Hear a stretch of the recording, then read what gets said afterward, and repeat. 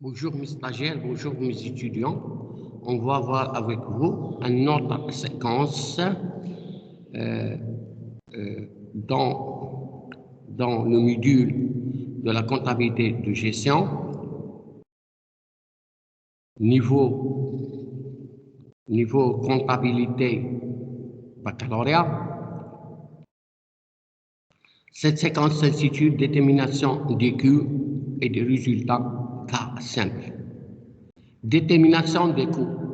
D'une manière générale, l'activité de l'entreprise industrielle se déroule en 3 grandes étapes correspondant chacune à une fonction principale.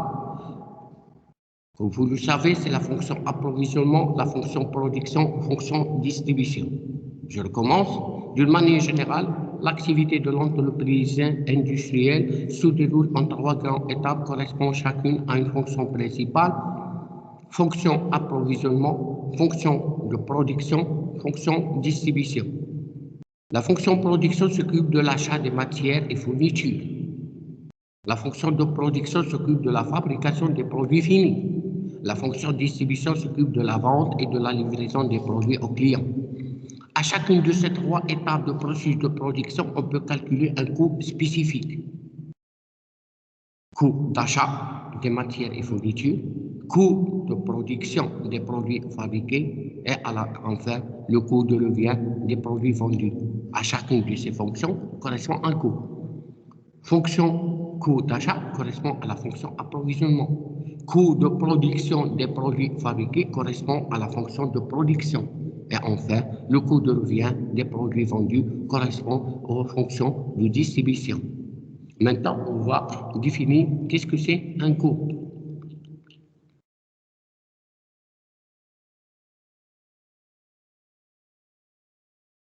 Selon le plan comptable marocain, le coût est la somme des charges relatives à un élément défini. Cet élément peut être un produit ou un stade d'élaboration des produits. Je recommence. Selon le plan comptable marocain, un coût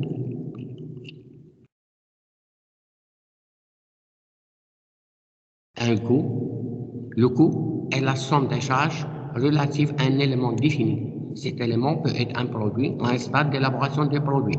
Un coût est donc un regroupement de charges, c'est la somme des charges entrant dans la production des biens ou des services à un stade déterminé du processus d'exposé. Aux divers stades d'élaboration d'un produit, plusieurs coûts peuvent être déterminés comme on a déjà signalé. Ça veut dire le coût d'achat, le coût d'approvisionnement, le coût de production et enfin le coût de revient. On va définir qu'est-ce que c'est le coût d'achat. Le coût d'achat est l'ensemble des charges engagées pour la réalisation de l'achat des matières et fournitures. Elle est composée des éléments suivants. Prix d'achat, frais d'approvisionnement. Qu'est-ce que c'est prix d'achat? Le prix d'achat comprend le prix d'achat facturé, augmenté des impôts et taxes non récupérables et diminué des taxes légalement régulables, TVA et des réductions commerciales RRR. Je recommence. Prix d'achat comprend le prix d'achat facturé, augmenté des impôts et taxes non récupérables et diminuer des taxes légalement régulables, par exemple TVA et des réductions commerciales, ça veut dire rabais, remis, ristourne, plus les frais d'approvisionnement concernant les charges accessoires d'achat, tels que le transport, l'assurance, les commissions, les courtages, les frais de transit, les frais de réception. En général, d'une manière générale, le coût d'achat est égal au prix d'achat plus les frais d'approvisionnement. Maintenant, on va définir le coût de production. Le coût de production est l'ensemble des charges engagées pour la réalisation de la production d'un produit ou d'un service. Il est composé des éléments suivants: charges directes et charges indirectes. Le coût de production est l'ensemble des charges engagées pour la réalisation de la production d'un produit ou d'un service. Il est composé des éléments suivants: les charges directes, les charges indirectes. Les charges directes comprennent le coût d'achat des matières et fournitures consommées évaluées selon l'une des méthodes de valorisation des sorties de stock et le coût de la main-d'œuvre. Les charges directes comprennent deux choses. Il comprend le coût d'achat des matières et fournitures consommées qu'on va évaluer selon l'unité. Ça veut dire le coût unitaire pondéré moyen, ou le coût au FIFO, ou LIFO, etc. Et le coût de la main-d'œuvre. Les charges indirectes proviennent des sections de production concourant à la fabrication du produit fini, d'après tableau de répartition qu'on va analyser prochainement. Ces charges sont imputées proportionnellement à la quantité d'unités d'œuvre consommées par le produit fini. Je recommence. Les charges indirectes proviennent des sections de production qui concourent à la fabrication du produit fini. Ces charges sont imputées proportionnellement à la quantité d'unités consommées par le produit fini. Le coût de production est égal au coût d'achat de matières consommées plus les frais de production, plus les frais de production. Je recommence. Les charges indirectes proviennent des sections de production qui concourent à la fabrication du produit fini. Ces charges sont imputées proportionnellement à la quantité d'unités de l'œuvre consommées par le produit fini. Coût de production est égal au coût d'achat de matières consommées plus les frais de production.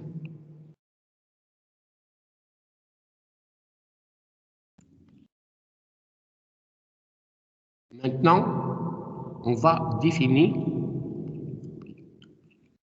le coût de revient. Le coût de revient est l'ensemble des charges supportées par l'entreprise depuis l'achat des matières premières et leur transformation jusqu'à la vente du produit fini. C'est la sommation des charges. C'est un coût complet au stade final, coût de distribution inclus. Il est composé, le coût de production concerne le coût de production des produits vendus évalué à la sortie du magasin du stockage. Le coût de distribution regroupe l'ensemble des charges directes et indirectes afférentes à l'exercice de la fonction de distribution. Le coût de revient est égal au coût de production des produits vendus plus les frais de distribution.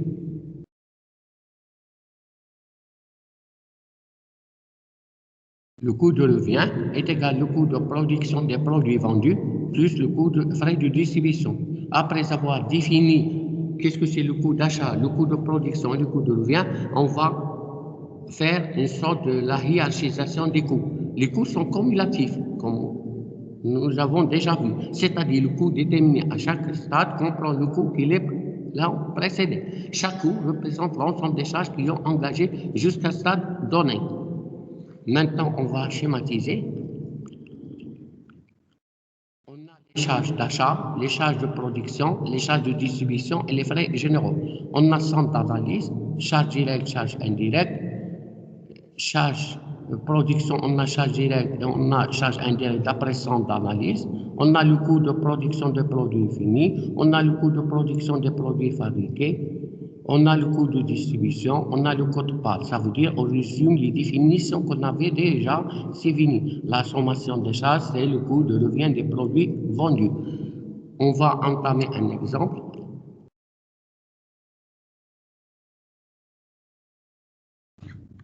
On va liser l'exercice. Et dans l'entreprise L est une entreprise industrielle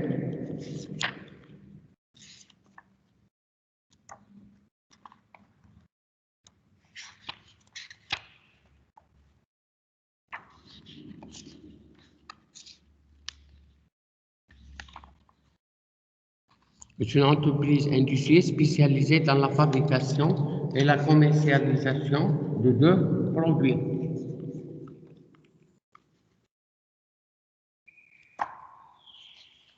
De deux produits X, Y.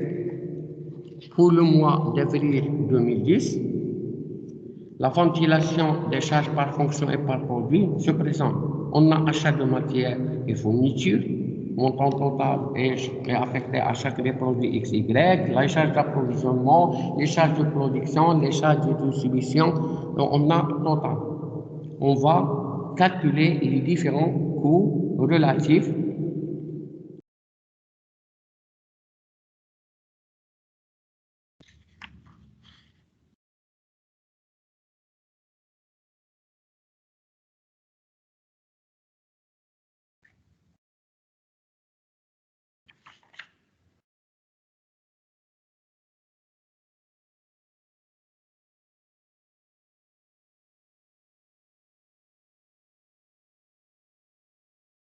pour chaque produit. On va faire la solution ensemble. On va faire calcul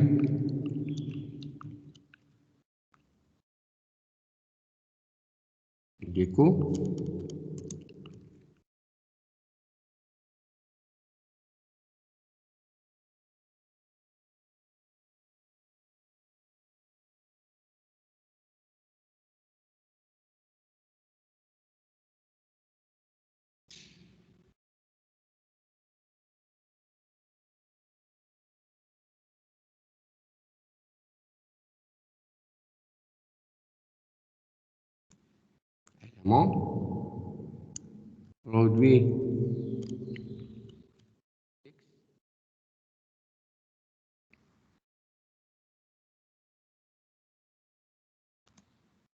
Produit Y,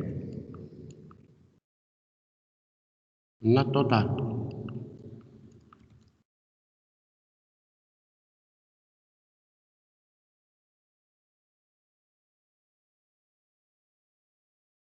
On a achat consommé.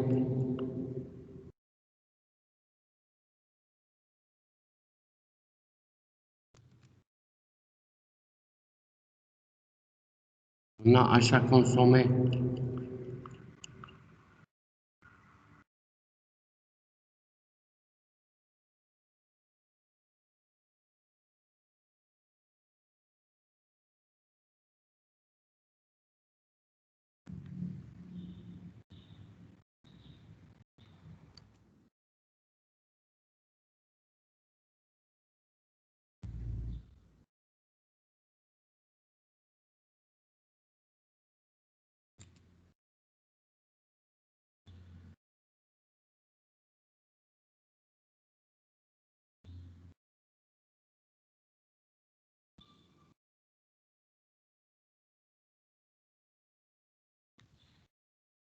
Là, ici.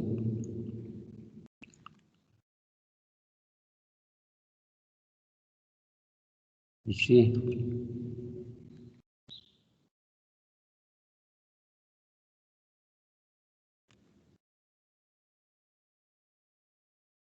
Ici. 500. هنا 2500 توتال.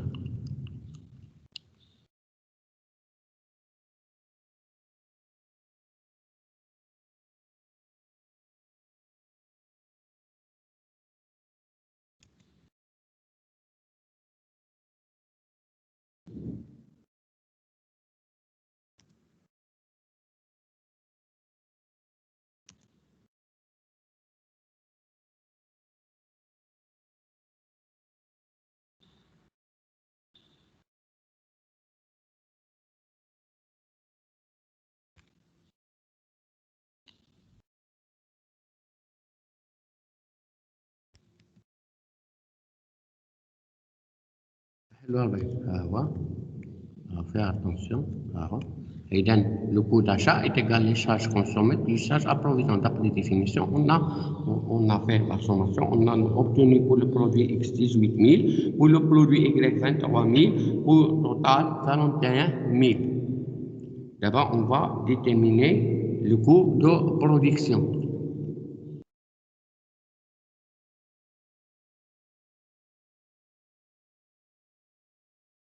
Le coût d'achat, c'est une charge de production, d'après définition.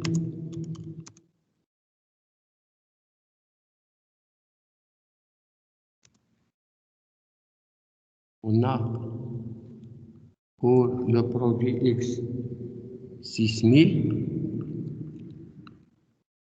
donc pour le produit Y 4 000, et pour le total,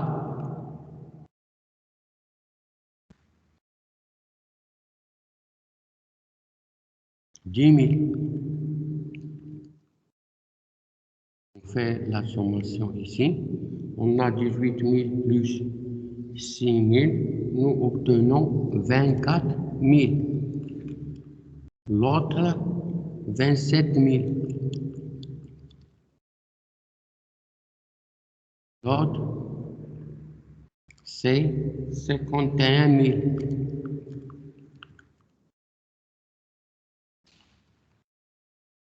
C'est le coût de production.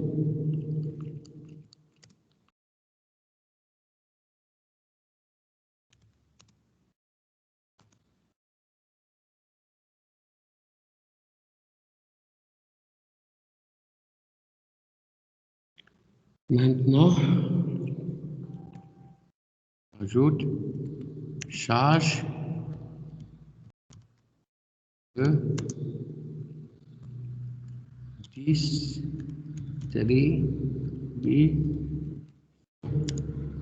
Les charges de distribution, on a 3 000 ici.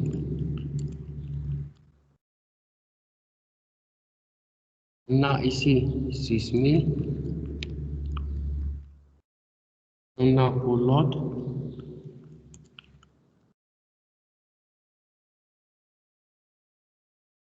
on a pour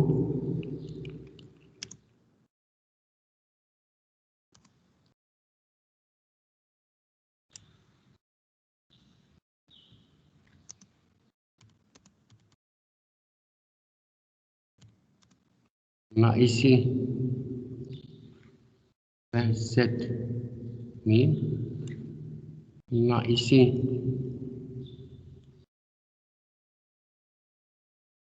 30 000. On a ici 60 000.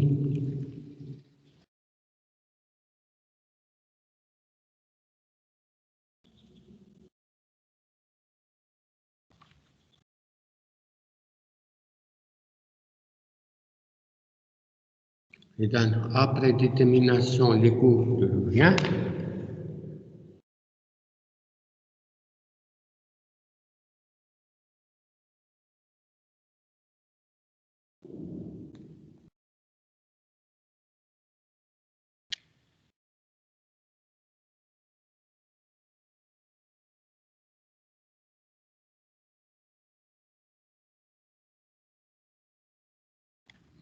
on va maintenant détermination de résultat. Le résultat analytique est la différence entre le prix de vente d'un produit et le coût de revient correspond. C'est résultat analytique est égal prix de vente moins le coût de revient. Je recommence. Le résultat analytique est la différence entre le prix de vente d'un produit et le coût de revient correspondant. Résultat analytique est égal prix de vente moins coût de revient. On fait une remarque, il ne faut pas confondre le résultat et la marge. La marge est la différence entre un prix de vente et un coût autre que le coût de revient. Une marge peut donc se calculer à n'importe quel stade du processus de production, d'exploitation, pardon. Exemple, marge sur coût d'achat, marge sur coût de production. On va donner un exemple.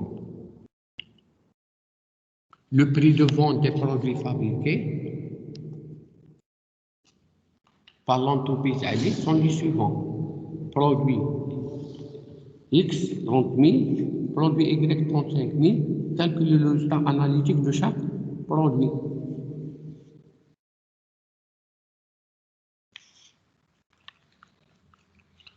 Et donc, on va faire la correction ensemble. Détermination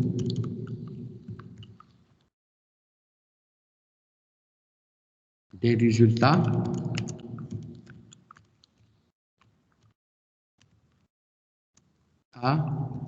analytiques.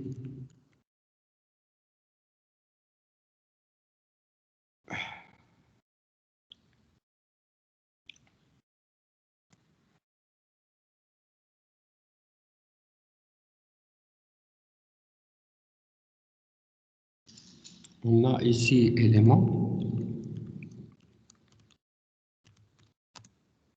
On a ici, on va faire comme le tableau précédent, le produit X,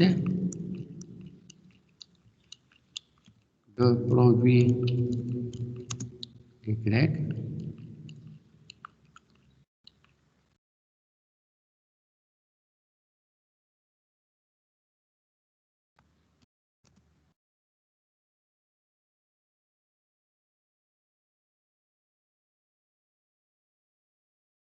On a pris de vente.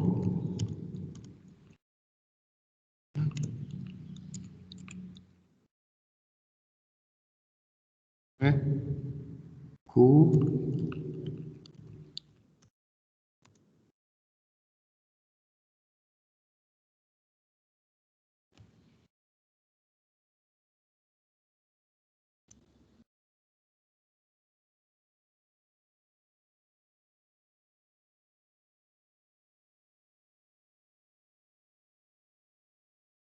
on a le prix 30 000 pour X d'après l'énoncé.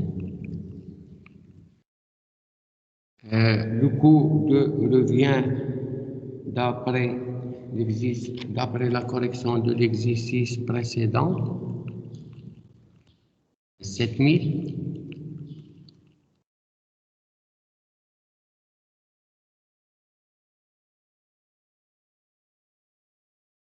On a 35 000. On a ici 33. On a ici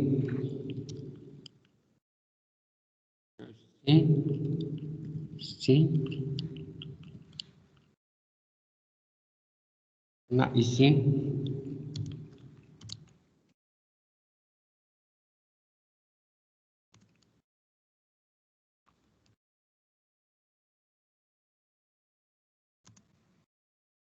ici 30 moins 27, on dit le positif, le bénéfice. 33 000, ici 2 000.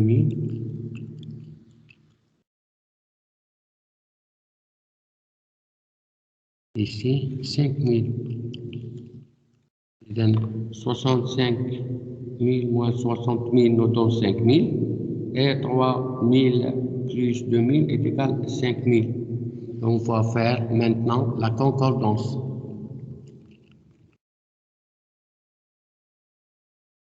Et donc, en principe, le résultat global trouvé en comptabilité analytique doit être égal au résultat de la comptabilité générale.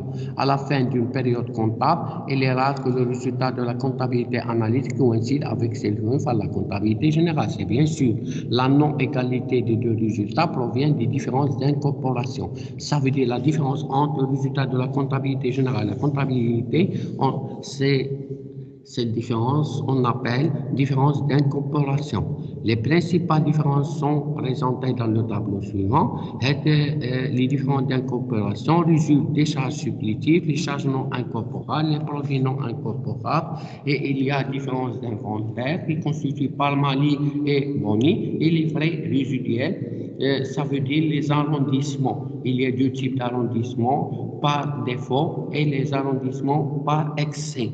La différence entre ces deux résultats résulte des sommations suivantes. Ce tableau résume comment le calcul se fait. Résultat de la comptabilité analytique, plus les charges supplétives, moins les charges incorporées, moins les produits non incorporables, plus boni, moins mbali, plus arrondissement par excès, moins arrondissement par un défaut, nous donne le résultat de la comptabilité générale. Remarque.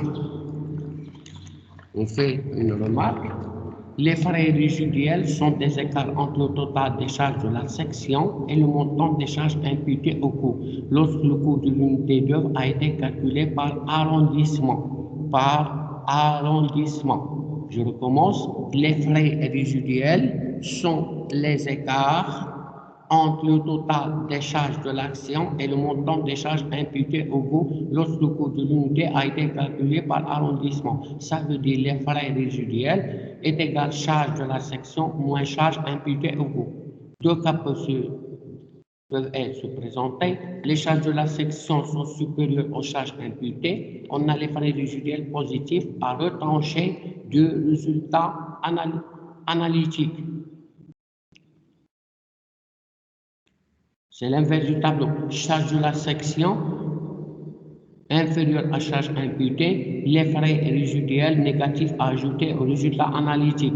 Le résultat de la comptabilité générale peut donc être calculé par l'utilisation de la formule suivante, comme nous indique plus haut, que le résultat général est égal au résultat analytique.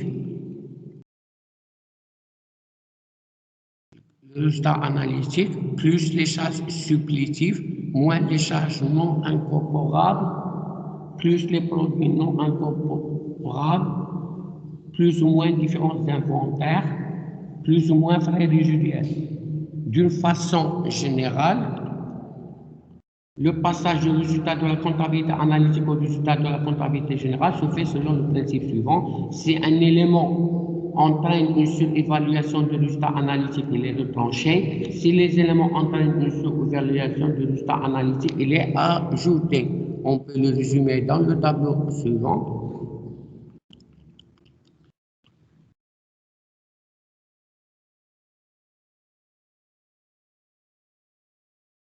Résultat de la comptabilité analytique, ajouter les charges supplétives, le produit non incorporable, les boni et les frais résiduels négatifs, allons-y par excès, retrancher les charges non incorporables, manie d'inventaire, les frais résiduels positifs, allons-y par de fait, pour nous donne le résultat de la comptabilité générale.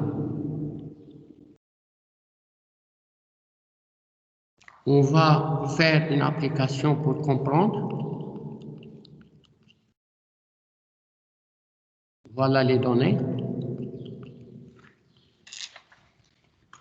Pour le mois de mars 2010, la comptabilité analytique d'exploitation de l'entreprise Ali a enregistré les éléments suivants en dirhams. On a les dotations des non-valeurs, les charges non courantes, la rémunération de l'exploitant, la rémunération des capitaux, les produits non courants. On a différence d'inventaire pour les stocks de matières premières, pour le stock de produits finis. On a les frais résiduels pour chaque section, ça veut dire les sections approvisionnement et les sections de production et les sections de distribution. On va, sachant que le résultat de la comptabilité analytique est un bénéfice, déterminer le résultat de la comptabilité générale.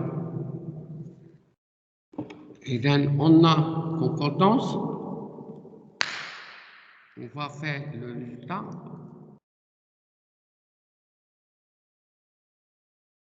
On va entamer la corriger.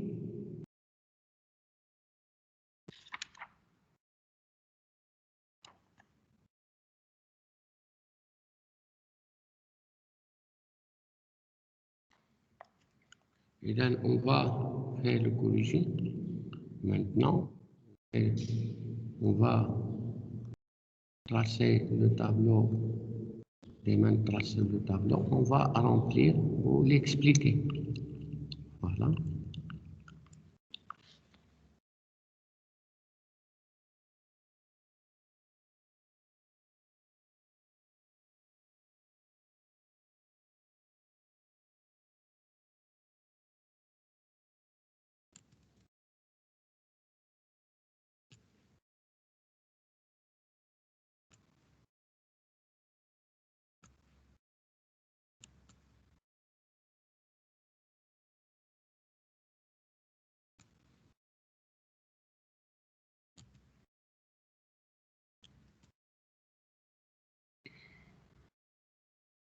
Et bien, le résultat de la comptabilité générale, combien, d'après l'énoncé, est égal à 170 000 positif.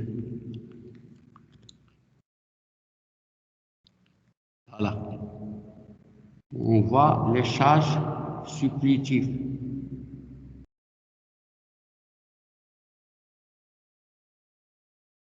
Les charges supplétives, comme vous le savez, il est constitué de deux choses, c'est 8 500, la rémunération de l'exploitant, et 15 000 d'après la formule du séquence de la première séquence. Nous donne 23 500. C'est les charges supplétives. D'après il faut l'ajouter. 23 500.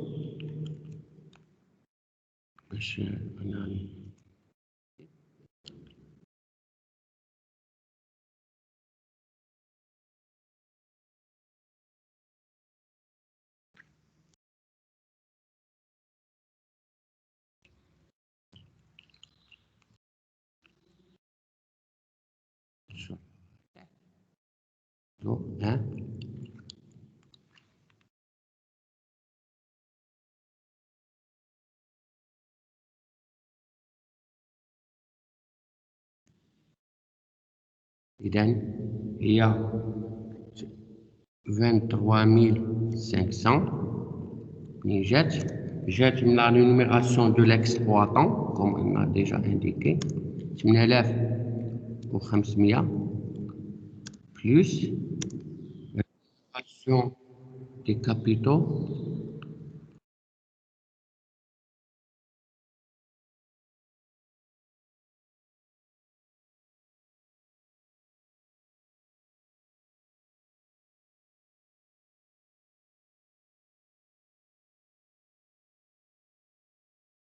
on a 15 000.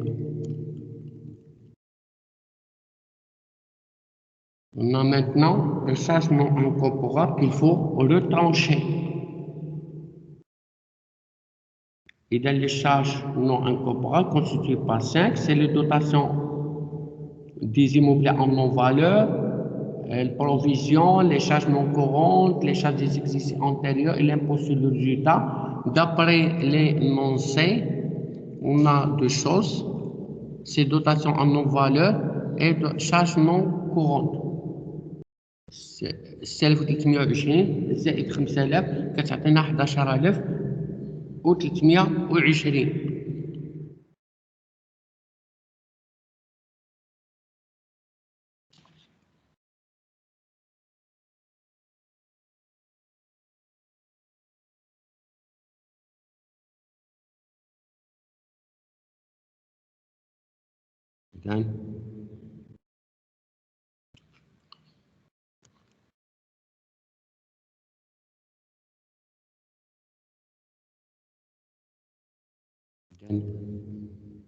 ستة آلاف وثلاثمائة وعشرين dotation non valeur و 5000 charge non courante.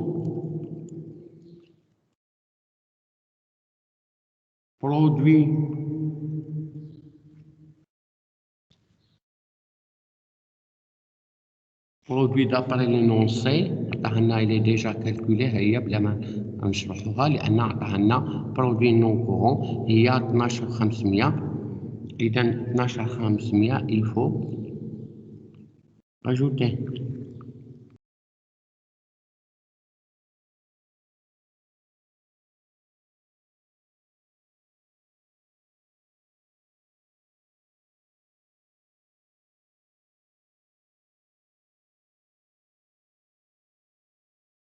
نشوفوا المالي والبوني.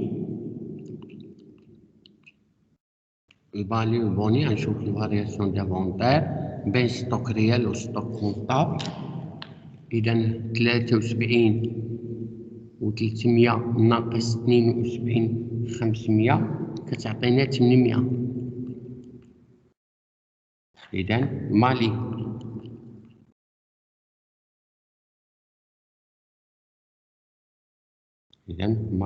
كنقصوها.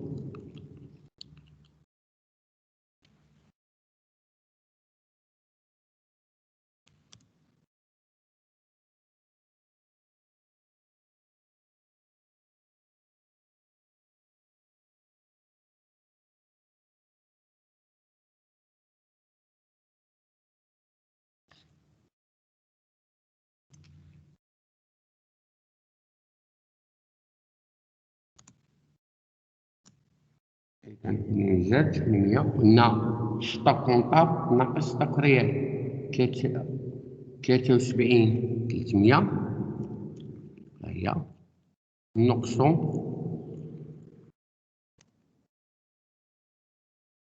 72 500.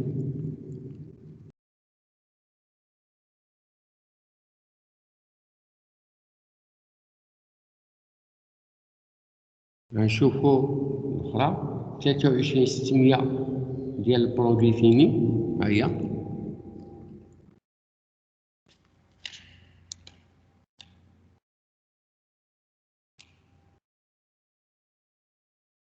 عندنا 24 800. لا ديفيرونس كتعطينا 1200 اون ابوني. علاش؟ لأن ستوك تيوريك انفيريور ا ستوك ريال، إذا 1200.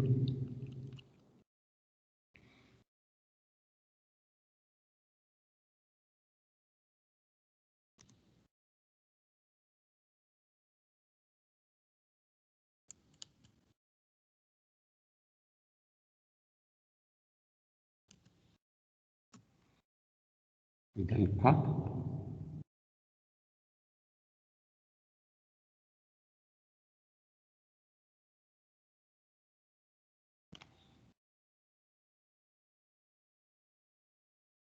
24 800 ناقص 24 800 ناقص 23 600.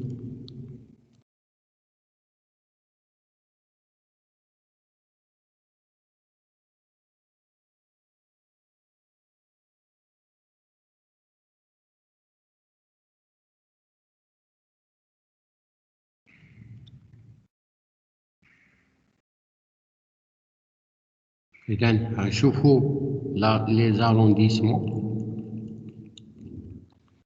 عندنا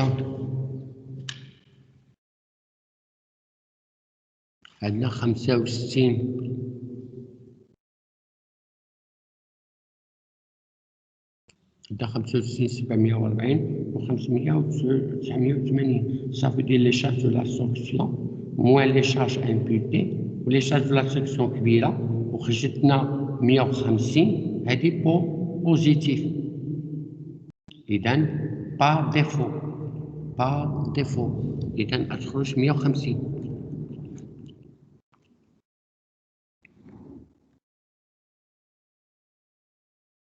بالنسبة لي فري دو برودكسيون بحال زيرو، ما نجيش له والو.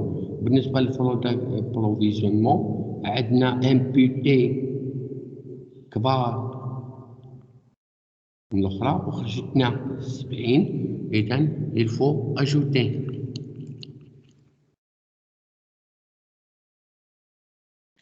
علاش؟ لأن عندنا 136820 لي شارج امبوتي موان 13750 لي شارج دو لا سونكسيون، غتخرج لنا 70. وبحيث لا سيكسيون صغار من امبوتي غتكون فري ريزيديال نيجاتيف.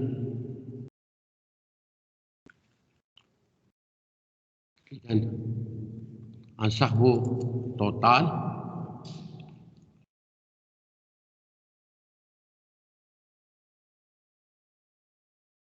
إذا غنصاحبو توتال، هذه هي الكبيرة، هذه ظاهرة هي الكبيرة. المهم توتال يخرجنا 270.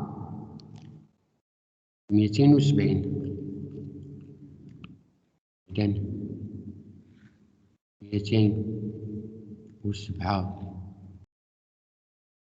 270 غنقصو منا دي زوطر باش نلقاو 195,000.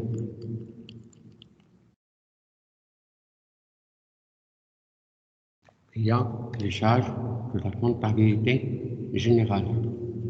إلا صعبنا لا كونكوردونس غنلقاو لا ميم. إذا شنو درنا التوتال ونقصو منا لي شارج نون انكوربورا ديال 11320 ونقصو منا 800 ونقصو منا 150 غنلقاو 195. إذا merci de votre attention et jusqu'à prochaine séance إن شاء الله.